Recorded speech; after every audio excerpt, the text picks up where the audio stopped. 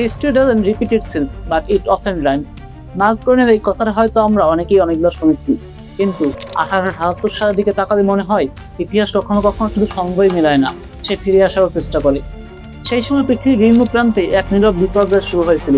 ভারত, চীন, Brazil, Australia একের পর এক অঞ্চল ভয়াবহ খরার মুখে পড়ে। নদী শুকিয়ে যায়, ফসল নষ্ট হয়ে যায়, খাদ্য সংকট ছড়িয়ে পড়ে কোটি কোটি মানুষের জীবনে। এরপর শুরু হয় ইতিহাসের সবচেয়ে ভয়াবহ দুর্ভিক্ষ। অনেক গবেষকের মতে এই সংকটের সঙ্গে সম্পর্কিত দুর্ভিক্ষেও প্রাণ হারিয়েছিল কোটি কোটি মানুষ।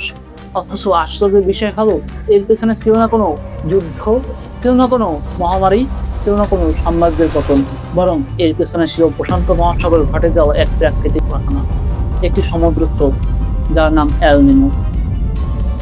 আজ প্রায় 150 বছর পরে পৃথিবী আবারও সেই নতুন নাম শুনতে শুরু করেছে, কারণ বিজ্ঞানীরা বলেছেন আমরা এমন এক সময় বাস করছি যখন এল নিনো এবং জলবায়ু পরিবর্তন একসাথে কাজ করছে। আর এই কারণে এল নিনো আজ শুধু আবহাওয়ার বিষয় নয়, বরং খাদ্য, অর্থনীতি এবং বৈশ্বিক স্থিতিশীলতার বিষয়ে পরিণত হয়েছে।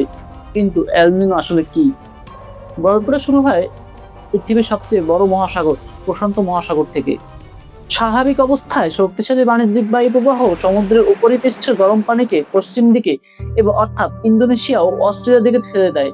ফলে দক্ষিণ আমেরিকার উপকূলে গভীর সমুদ্রের ঠান্ডা পানি উপরে উঠে আসতে শুরু করে এবং এই পুরো ব্যবস্থাটাই পৃথিবীর আবহাওয়ার ভারসাম্য বজায় রাখতে সাহায্য করে।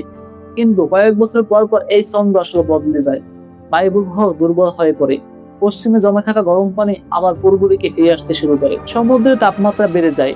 আর তখনই জন্ম নেয় এই এল নিনোর। শুরুতে বিষয়টা সাধারণ মনে হলেও এর প্রভাব মোটেও সাধারণ নয়, কারণ পৃথিবীর আবহাওয়া এক সংযুক্ত ব্যবস্থা।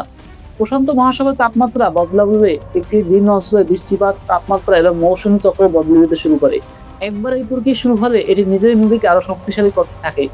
আর এই কারণেই একটি ছোট পরিবর্তন কয়েক মাসের মধ্যে পুরো পৃথিবীর আবহাওয়ার সেই মানচিত্র বদলে দিতে পারে। ইতিহাসে এমন অনেক এল নিনো এসেছে, তবে কিছু এল নিনো পৃথিবীকে সত্যি নাড়িয়ে দিয়েছিল। 1997 থেকে 1998 সালের এল নিনোকে অনেক বিজ্ঞানী বলেছিলেন এল নিনো অফ দ্য সেঞ্চুরি। ইন্দোনেশিয়া এবং অস্ট্রেলিয়ায় ভয়াবহ খরা দেখা দেয়। দক্ষিণ আমেরিকা বিভিন্ন অঞ্চলে শুরু হয় বন্যা।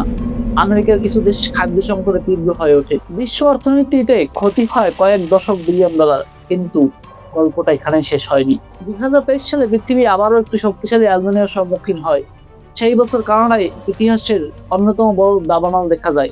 এশিয়া, ইউরোপ এবং উত্তর আমেরিকার বিভিন্ন অঞ্চলে রেকর্ড তাপমাত্রা শুরু হয়। চীনের কিছু অঞ্চলে তাপমাত্রা 50 ডিগ্রি সেলসিয়াসের কাছাকাছি পৌঁছে যায়। আর 2024 সালে রেকর্ড করা ইতিহাসের সবচেয়ে উষ্ণ বছরগুলোর একটিতে পরিণত হয়। বাংলাদেশ তো প্রশান্ত মহাসাগর পাশে নয়, কিন্তু এল নিনো এর প্রভাব থেকে আমরাও বিচ্ছিন্ন নই। এটি দক্ষিণ এশিয়ার আবহাওয়া আচরণ পরিবর্তন করতে পারে। ফলে কখনো বৃষ্টি কমে যেতে পারে, আবার কখনো কখনো অল্প সময় অতিরিক্ত বৃষ্টিপাত হতে পারে, কৃষি ক্ষতিগ্রস্ত হতে পারে এবং তাপমাত্রা আরো তীব্র হতে পারে, যার ফলে দিন দিন গরম বাড়তেছে। আর যদি আন্তর্জাতিক বাজারে খাদ্যের দাম বেড়ে যায়, তাহলে তার প্রভাব সরাসরি বাংলাদেশের মানুষের মধ্যে পড়বে। এল নিনো হাজার হাজার কিলোমিটার দূরে জন্ম নিলেও তার প্রভাব শেষ পর্যন্ত আমাদের বাজার, কৃষক এবং পরিবারের খাবার টেবিল পর্যন্ত পৌঁছে যেতে পারে। 1877 সালে জানতো না কি আসছে, তারা প্রস্তুত ছিল না। আজ আমরা অন্তত জানি। আমরা জানি এল নিনো কি, আমরা জানি জলবায়ু পরিবর্তন কি করছে, আমরা জানি ঝুঁকি কোথায়।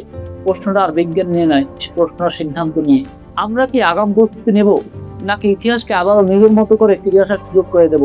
কারণ পৃথিবীর সবচেয়ে গুরুত্বপূর্ণ গল্পগুলো অনেক সময় খবরের শিরোনামে নয়, লুকিয়ে থাকে তার পেছনের কারণগুলোর মধ্যে।